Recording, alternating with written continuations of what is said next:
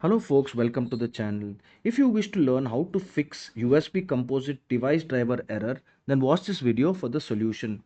First thing we need to do is run the hardware and device troubleshooter. For that we will open the run dialog box by pressing the Windows and the R key together. Then we will input the command msdt hyphen space hyphen id space device diagnostic and we will press enter.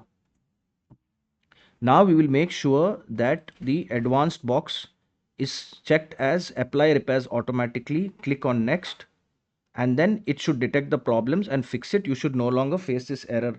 But if you face this error again, then we will have to update the device drivers or the USB drivers. So go to device manager, the search bar, click on it, and then we will look for USB and we will have to right click on this and click on update driver.